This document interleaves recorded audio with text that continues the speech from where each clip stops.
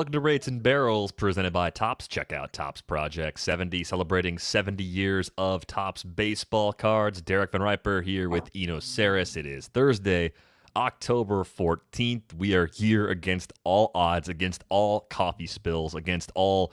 Well, it's not a time change right now. It's just being in a... Hotel situations. Yes. Hotel internet is always a gamble for podcasts, live shows, all of the above. But we are here, and I have the motor skills of a toddler. As I've learned many times, I often spill coffees on my desk, and today was one of those days, right before we were supposed to go live, which is very convenient. Yeah, so how's everything going? You made it. You're in Arizona. You've seen baseball. That's great. Yes, it was fun. AFL baseball is amazing. It's so strange. They're all wearing their own uniform, so like it seems like it's always an all-star game. There's no concept of team at all because they're all from different teams, and they frankly don't really care if they win or lose. All they want to do is homer or strike the guys out, and they're all kind of there to increase their innings, increase their plate appearances, add to the season, maybe showcase themselves for a trade. But the big get last night was talking to Tristan Casas and then watching him launch one deep into the night. But I also enjoyed talking to Mr. Lars Nootbaar and a few other guys for a story I'm doing down here. Yeah, I was a little surprised that Lars Nootbaar was there, since we saw him quite a bit in the big leagues this year. One of the few that had big league experience, and there was some question that he would even report had the Cardinals advanced. He was on the taxi squad, I believe, and somebody like Shea Langoliers, who was supposed to be there, the catcher for the Braves, is not reporting right now because little something called the NLCS. Yeah, he's a little busy on the taxi squad for the Braves there. I think he's going to try and stay ready for them and not get injured at an Arizona Fall League game while they might need him. So we got a big Game 5 tonight, Giants-Dodgers happening, and it is the kind of game that we've seen Logan Webb do it once. I still have some doubts about whether or not he can do it twice, because that Game 1 performance is almost impossible to replicate against anyone, let alone a Dodgers lineup as good as this one. But it's going to be Logan Webb against Julio Urias. I'll put the question to you. Can Logan Webb do it again? Or can Logan Webb do it for 4 or 5 innings like he did in Game 1 and turn it over to maybe Kevin Gausman and then Camilo Doval, who's rested? And of course, you've got McGee and you've got Rogers. Like, is there a path for the Giants to do it in a slightly different way than they did in Game 1 and come out with this W? Well, as the king of waffles, I have to be on both sides of this issue. I think, just to be serious about that, like I know that it frustrates some. Like I've actually been sort of taking a task for it, but I just think there's nuance in baseball. So I'd like, I try to see both sides. And in this case, what I would see is Logan Webb actually did break out some surprises for that last game. It was the second most he'd ever thrown his changeup. And he'd kind of been going away from the changeup and become more of a sinker slider guy, throughout the season. So that was a wrinkle for the Dodgers. And I think that it worked a little bit hand in hand with the strike zone that day, because if you remember, he was getting extra strike zone off the edge of the plate. I think it was off the edge of the plate to righties. And so that allowed him to throw some backdoor changeups, to play with a wider strike zone left to right, that led him kind of take advantage of that changeup. Now, does he have the same strike zone tonight? Does he have the same element of surprise if he comes out there and throws a ton of changeups? I don't think so. So I don't think it'll be the same dominant performance. I don't think he'll goes far, but maybe he doesn't need to. The big thing is whether or not the bats support him. If he can give up 2 or 3 runs in 5 or 6 innings and the bats actually support him, then we're going to go to a tight game that gets down to the 9th inning. Yeah, I think if you look at it from the other perspective, okay, what can the Giants do against Julio Urias? And then if they get to Urias, at what sign of trouble do the Dodgers go to the bullpen and possibly maybe to Max Scherzer for one? I think Dave Roberts tried to downplay the likelihood of Scherzer appearing in this game, but at the same time, if the season is hanging in the balance, he's available for something, even if it's only for one inning. If it's an outing sort of like what we saw from Brandon Woodruff in Game 4 of the Milwaukee-Atlanta series, that's probably at least a baseline expectation for Scherzer at some point tonight. Didn't Counsell say like Burns and Woodruff aren't available and stuff? He said like, I don't think they'll pitch. I don't think they'll pitch is like, frankly, just BS at this point. It's like those nights in college, like the Thursday nights, you'd say, I don't think I'm going out tonight. Or I don't think I'm going to have that much to drink tonight. Back in the day. And then you'd wake up and you'd be like, wow, set a personal record, made some really bad choices, and now I got to go pick up the pieces. Like, and I don't even know where I am. Yeah, where am I? Yeah, exactly. I think that Scherzer is definitely on the table. I think everything's on the table. It's Game 5. So, the other thing that I wanted to mention about Webb was you had some astute comments from people saying that the lefties that I was like, well, Webb might have some trouble against lefties. Well, pretty much it's Seager. I mean, I like Beatty, but he's not a threat. And Bellinger's been playing a little better, but he's not the Bellinger threat that he used to be. So you're kind of circling Seager as a lefty that might worry you, and otherwise you're taking a sinker slider approach tonight against all the righties, I think. So that might be the only wrinkle he has, is going back to what he was and ditching the changeup a little bit more. So, I could see this. I think it'll be tight. I mean, this is really good teams. And then the righties for the Giants are going to be really important. You could cite season-long numbers against lefties by the Giants, but that would miss the fact that Evan Longoria missed half the season and Chris Bryant wasn't on this team. Those are two big righties. If you think about it, the righties that they've got that should scare Urias, it's a longer list than lefties that should scare Webb, right?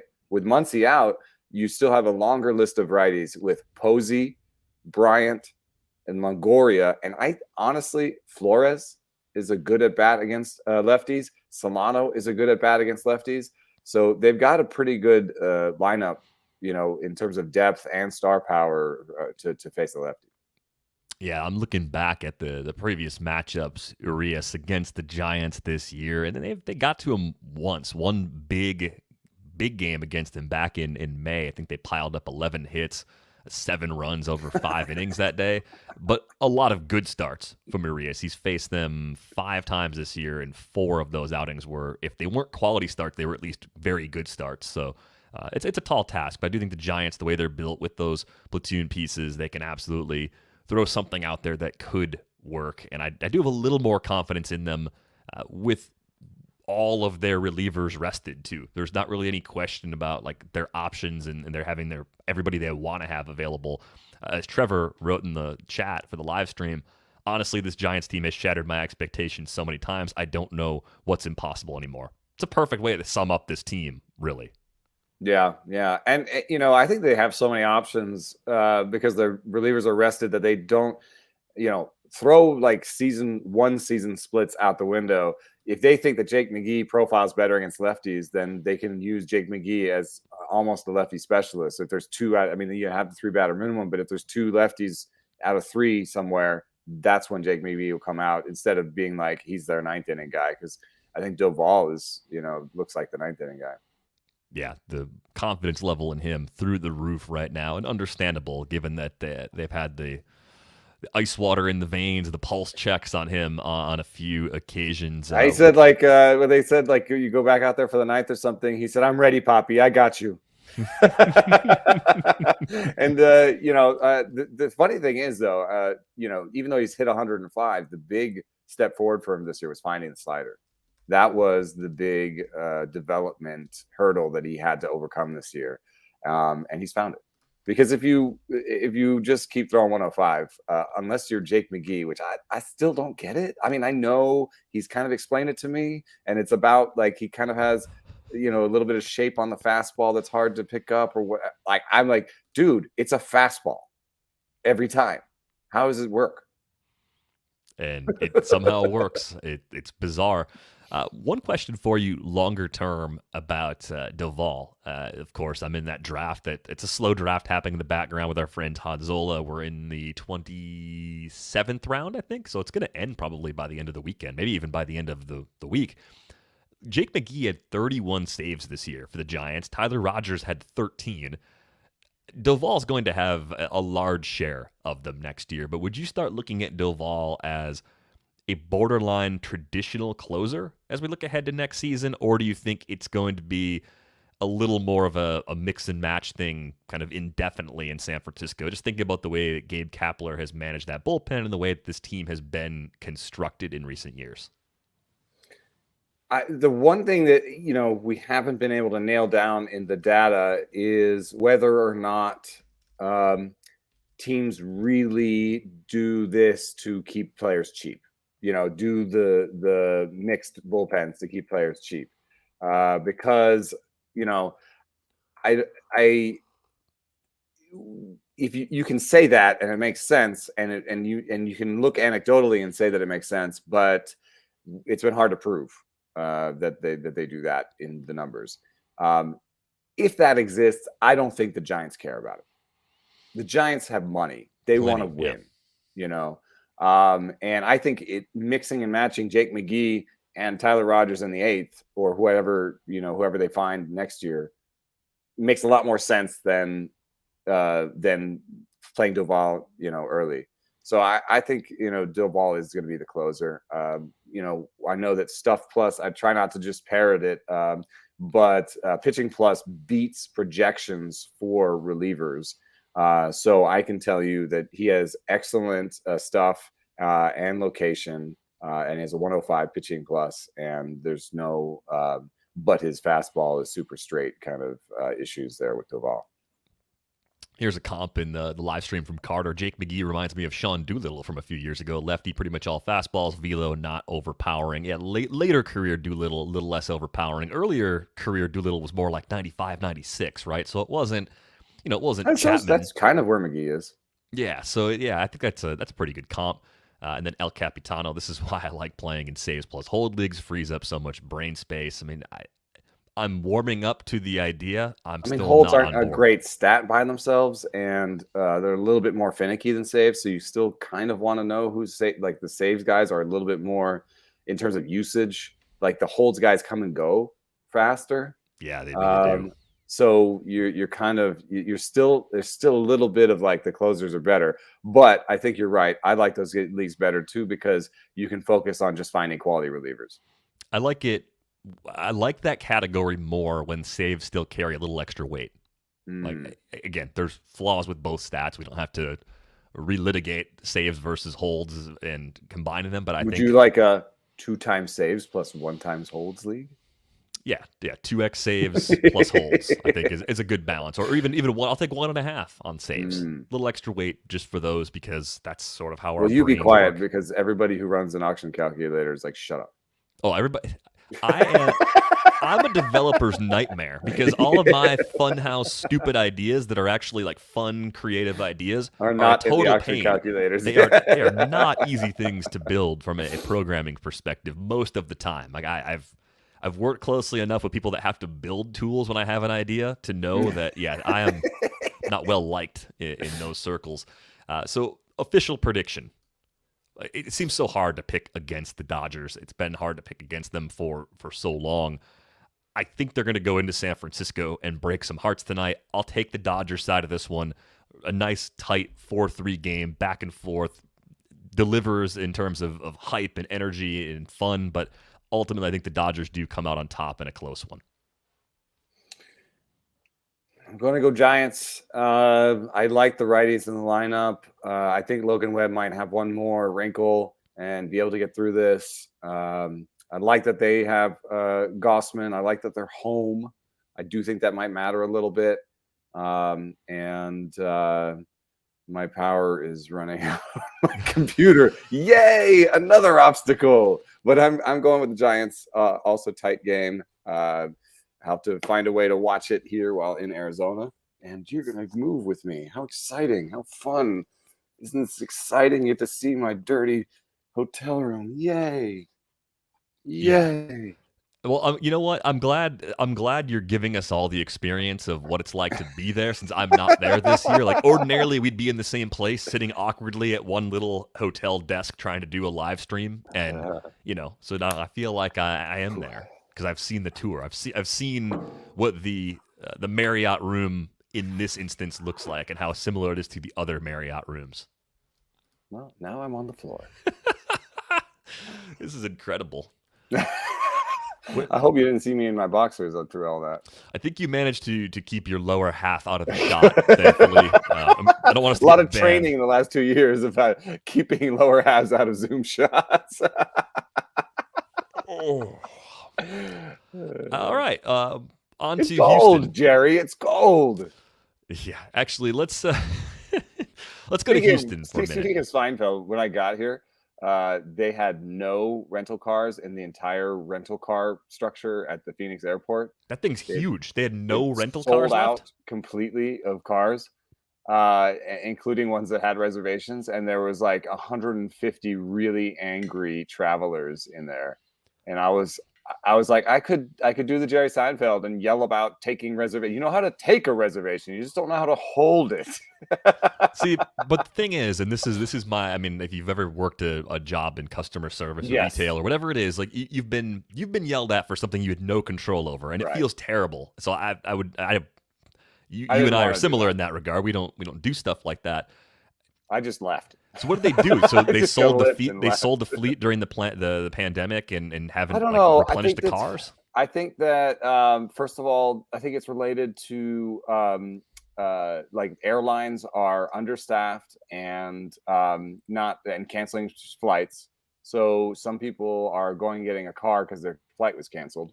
Okay, that's happening. I think that some people are still nervous to fly in planes, and so they're renting cars. I don't know. Maybe there's an understaffing issue on the rental car side too, and maybe part of it is people are tired of having crap jobs where they get yelled at and get paid really poorly. And I think that that's kind of reverberating throughout every industry right now. And they're finding that they have to either pay better or offer some sort of incentive to make the job seem better.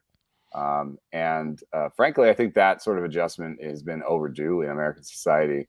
If you look at European society, they take the full month of August off. It's just like everyone's like, F it. It's nice outside. We're done. This podcast, it got weird as soon as you stood up and had to plug in your laptop. Yes, tone. We're not talking about baseball. Let's get back to baseball. Let's get back to baseball. To baseball, you idiots. Let's go to the Houston story for a moment, just because they cruised through their series with the White Sox. I think I'm most surprised by really is that the White Sox bullpen didn't come in and shut the door when they needed it to. I thought they had enough depth to get quality innings from that relief corps. Other things went wrong too. Lynn got rocked in game 1. Giolito only went 4 1/3 in game 2. I just thought they matched up better with Houston than they actually did in the series. The White Sox, we'll talk about them probably on an off-season episode. They're well positioned to make another run in 2022. I want to talk about I'm sorry to go off the runway here. Go ahead. But I think that a lot of focus has been on the White Sox failing or the White Sox somehow having fatal flaws or something, and that the White Sox were just a product of their division. And I kind of want to push back, because if you sometimes you just gotta I talk about the blink thing. I don't love Malcolm Gladwell, but the idea that sometimes you just gotta have an approval, take an appraisal of a situation and listen to your first thought about it. And look at the White Sox and tell me they're a bad team. What are you talking about? And people are like, well, they should have a real second baseman and a corner outfielder. Dude, Cesar Hernandez is totally fine. If Cesar Hernandez is your worst position player, and if Cesar Hernandez and Adam Engel are your worst position players, you're a good team. You're a good friggin' team. And they're like, well, the starting pitching, they get really lucky. What are you talking about? It's like Lucas Giolito, it's a good starting rotation. They could go into the offseason and just buy a back-end starter and try to turn Kimbrel back into a serviceable second baseman or corner outfielder. That's all they got to do, and they'll be back in it. Yeah. And they might not even have to get a starter, because they'll probably stretch Kopech out. So they might just try to turn Kimbrel into a cheaper reliever or something. Yeah, we got into the White Sox a little bit on the Athletic Baseball show that I recorded with Keith earlier this morning. That'll go up Friday. But I think the White Sox, if they were going to make a splash in free agency, they don't need to. I mean, Marcus Semien would be a way to just make the offense even better. You want to go from a top 5, top 6 offense to maybe having one of the best offenses in the league? Okay, you could do that, but And I then don't know if and they then need to fudge do it. around with Engel. You have Sheets. Mm-hmm. So if Engel and Sheets is your right field situation, like fine, sign me up for that. Carter wants to know when the Raging Barrel spin-off podcast on the U.S. labor market is coming out. Yeah, that's ways to get depressed every day for 300, please. Like, I couldn't dive into that pool every day and my suggestion come out is of it feeling not good. to go find the 300 tweet thread that started for me talking about me finding a $50 Oreo in my Oreo pack. Something What? about stagflation, and it's ridiculous. The guy I was missed that predicting thread. that Oreo packs would cost $50 by December. Wow. Wow. Anyway. Well, I think the White Sox are Oh Lord. well positioned, though. I think the question is Tony La Russa coming back? And he said, if the players would have me back, I'll be back, right? That was basically what he said. They seem to, Jose Abreu said he's in all of our corners, which is a okay sensual baseball thing, maybe. But they seem to go to bat for him at the end because it was one of those things that got asked of all of them, I think. Yeah, understandably so. So apparently he's coming back. If they make moves, I think it's relatively small. And this is why I wanted to talk about Houston. I think it's easy to just sort of brush everything aside. Houston is a great team. They're really good, and I think we sometimes forget that they consistently are winning. I understand the trash can scandal. We've talked about that. We've had enough of that story. They're more than that. They always have been. There's so many things they do very well as an organization, developing players and being consistently good from year to year. And they've had key players leave. I mean, losing Springer and just kind of doing it again, right? Like that. Verlander got hurt. Like they've had their share of injuries and departures, just like any other team. And yet here they are, still doing a ton of damage, not striking out, and having plenty of pitching, even though you don't see a lot of their young pitchers, Forrest Whitley sort of the exception, as highly regarded, highly ranked prospects. That says a lot about what they've been able to accomplish as an organization. I think the one thing that really could be a problem for them is Lance McCullers, his injury. Like, if he's going to miss some time, that puts them in a pretty difficult spot. But even still, their fallback option is Greinke. Like, they eventually go to Greinke in like game 4 if they don't have McCullers, and you could be so much worse off than this version of Zach Greinke having to give you maybe 4 or 5 innings in the ALCS. I mean, my recency bias says they need McCullers to beat the Sox because the Sox just seem like a juggernaut all of a sudden. But we have to remember that the Sox offense paled in comparison to the Astros offense, frankly, during the regular season, during September.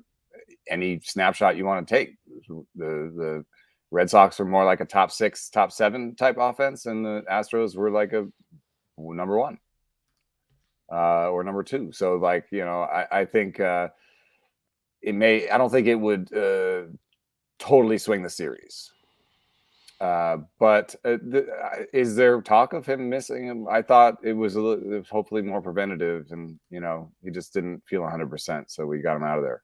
Yeah, just a little more of a day-to-day sort of thing. But if that turns into an actual absence, that is one of the things that puts them in a pretty rough spot, just because depth. I mean, injury is the biggest source of chaos in a season and a postseason, I think. Yeah, I mean, I guess you would need more from Jake Odorizzi. Okay, like, again, you could do so much worse than guys like Odorizzi and Greinke having to step in for someone like McCullers. Framber Valdez seems like the exact type of pitcher you'd want to throw in Fenway. That's from Mitch in the live stream. Yeah, I mean, if you lefties at Fenway, it's a tall order for them, but getting a ton of ground balls, that's one way to offset it. Peak Dallas Keuchel, I guess, would have also been the kind of guy that could fare a lot better at Fenway than the typical lefty. And also one thing that did come out of I did tried to defend the Nerds when the Rays lost, and wrote a piece about defending, their approach. And I kind of pointed out that the same pitching approach was taken by both teams. If you look at when Shane McClanahan and Nate Eovaldi were dealing, they were taken out at 85 pitches. So we're taking dealing pitchers out earlier and earlier. Everybody's doing it. It's not just the Rays. So that has spread. The thing that ended up tanking the Rays, I think, was a little bit of a Glasnow injury. Maybe the Rich Hill trade was a poor one, and maybe it's a money thing because you can buy depth. If you think about it, the Red Sox had Tanner Houck and Nick Pivetta, and those guys were really good. Imagine if the Rays had an Eovaldi and Sale for $40 million or $50 million at the top of their rotation, then Baz and Rasmus and all those guys would have been in the position of Houck and Pivetta depth. You kind of push everybody down a rung and create depth by signing guys. The Astros don't have that problem. In terms of guys that can go more than 40 pitches, that's what I was calling like depth now in the playoffs. Like bulk now in the playoffs is 40 to 80 pitches. That's how little you need to go. And the Rays did run out of 48 pitcher guys, but the Astros won't. If you want to take a guy out at 80 pitches, you're going to have another guy that day that can pitch 80 pitches or 60 or 50. Yeah, the thing about the Rays too that kind of hit me this morning was just that Charlie Morton is pitching well for Atlanta. There were two places it seemed like he was willing to sign, Atlanta and Tampa Bay. It was a 1-year deal, so it wasn't a long commitment. And the Rays decided not to make it, or they didn't want to match Atlanta's offer. I don't know the exact details, but think about a guy that was there last year that they reasonably could have got. They run a payroll in the bottom 5 every year. Would have been huge. It would have made a huge difference. The hindsight hindsight is 2020 Rasmussen into a guy that pitches every 2 days at 40 pitches or something. Right, but Glasnow was healthy at that time, so that factors into your core and what you think. But it's just like if they weren't so cheap on the margins, if they went ahead and traded Snell the way that they did. I think but trading Rich Hill was a bad idea. I know that his spin rate really went down after the spin rate enforcement. It was pointed out to me, and I remember this from my piece, is that four-seam fastballs are affected by the sticky stuff thing more than curveballs. And that's what you saw with Rich Hill, was he was effective even after the sticky stuff enforcement. That's because I don't know why, but curveballs, you retain more of the spin rate, you retain more of the shape. The real thing that got hurt was that zip, that ride on four-seam fastballs that everyone's looking for. That's what got really hurt by the sticky stuff enforcement. Rich Hill doesn't have it like an amazing fastball anyway. So, but just back to the Astros for 1 second. Shut up about Rich Hill. Well, no, I think I agree. There's just no. There's so few easy paths through this lineup. We talked about Kyle Tucker hitting 7th. This is a guy that is a borderline first rounder in fantasy, buried in the 7th spot. We said before, like if he's on any other team, he'd hit 3rd or 4th probably. That just speaks to how well the offense is built. Do we have any Jake Myers news? I haven't seen anything yet, and that looked really bad. Like it looked like he couldn't throw in the game. Yeah, so I'm very shoulder discomfort. concerned. It's worse than elbow discomfort, I think. And he's among the many players they've had who've stepped up and been even just above average regulars filling in, right? Getting those types of guys to emerge. That's sort of part of what always made some of St. Louis's teams pop, right? You have these guys that are unheralded coming up and doing good or even great things in some cases, but they do it, of course, with that young core. And we've talked a little about Yordan Alvarez on this show and how great he is.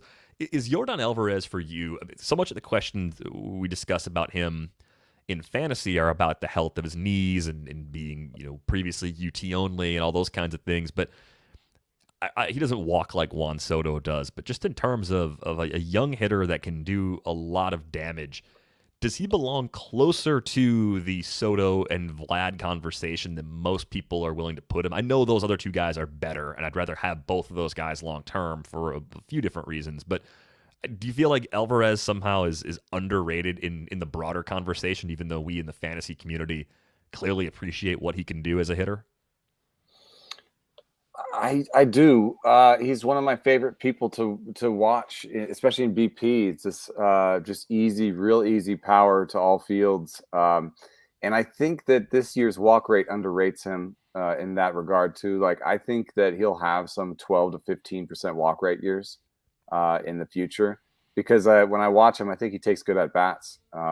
It's a little bit different than, Eloy Jimenez and Luis Robert. Like, I like them both a lot, but they don't take the same discipline at bats, even as a Yordan Alvarez. And you can point to walk rates and miss some of the picture there. I think, Alvarez is an Astro.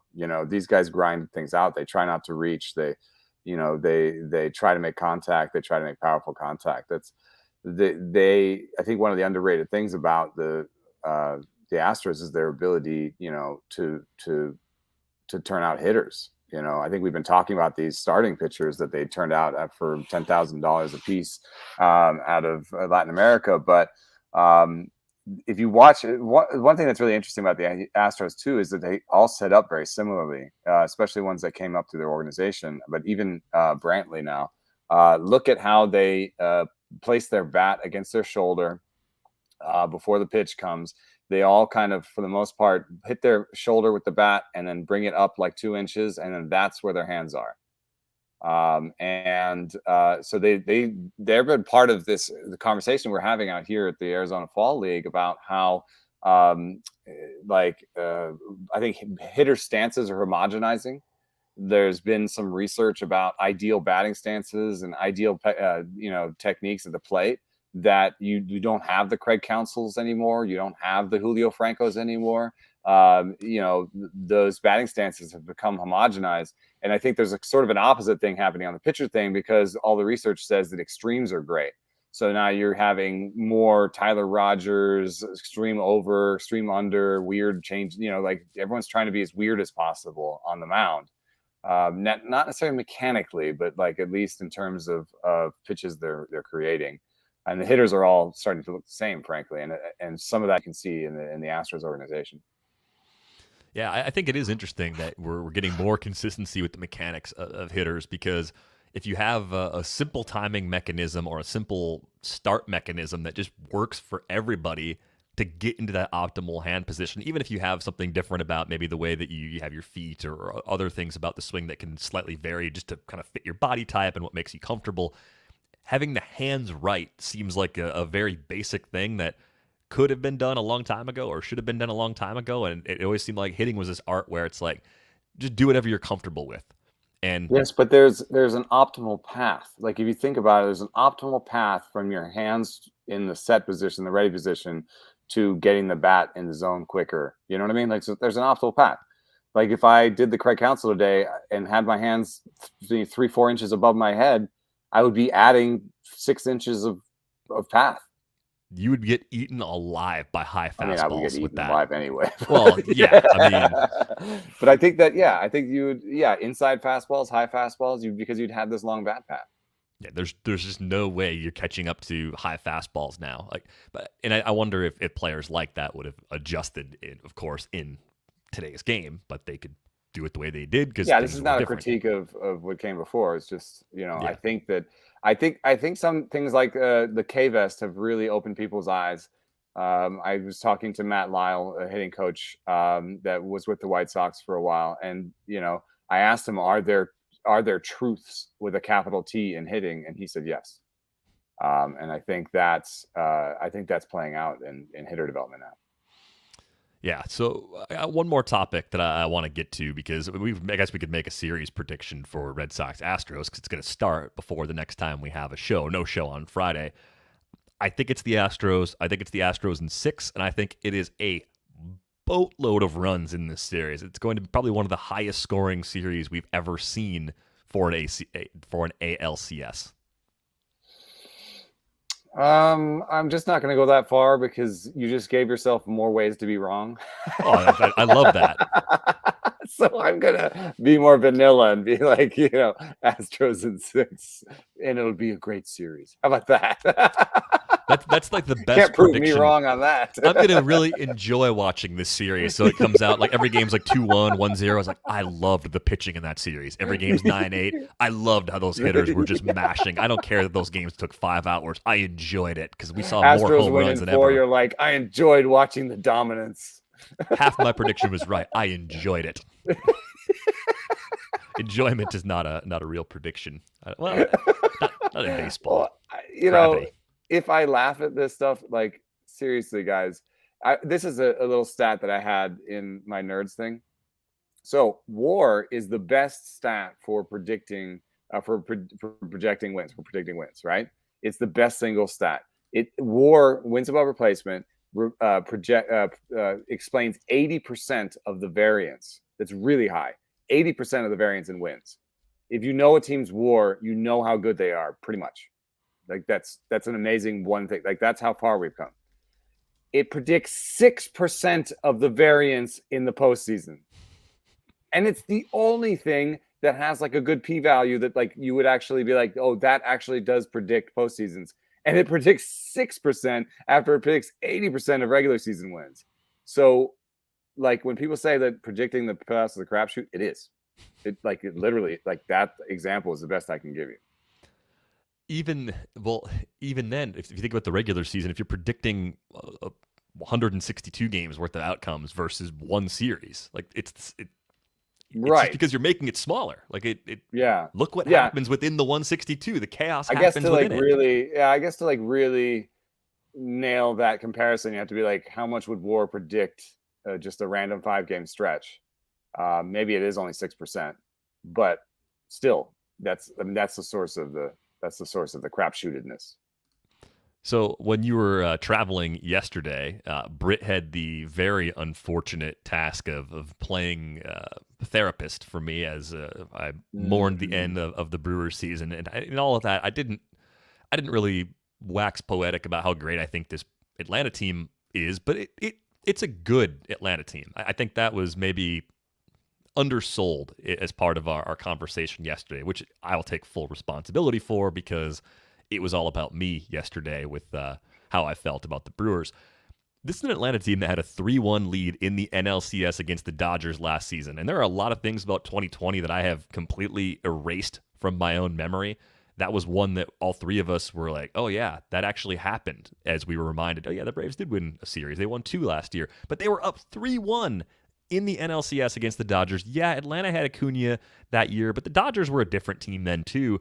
And the strengths of these two teams are still relatively the same. I think Atlanta is more dangerous than most people gave them credit for. I think I gave them proper credit. I said they matched up well with the Brewers. I said their big three could hold their own against the Brewers pitching, and that bared itself out. But I think what makes Atlanta good in my mind is that they have the core, Freeman, Albies, and Austin Riley's kind of stepped up and been an excellent hitter, helping to replace some of that loss with Acuna. But then it's the secondary guys. It is guys like Swanson. Last year it was Travis d'Arnaud. He's not playing at the same level right now. But this is Rosario, Jock Peterson, Adam Duvall.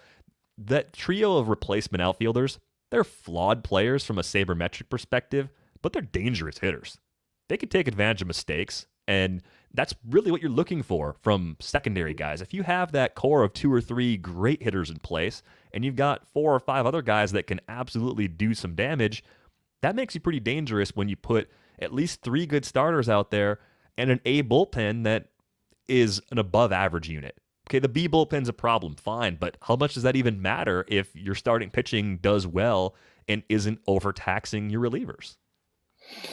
Yeah, one of the problem is strikeout rate. They had, even with the replacement group in place in September, they had the 4th worst strikeout rate in baseball, not even among the playoff teams. And so I just think that they can be pitched to. And you saw in that series that, it was equal parts really good pitching and not great hitting.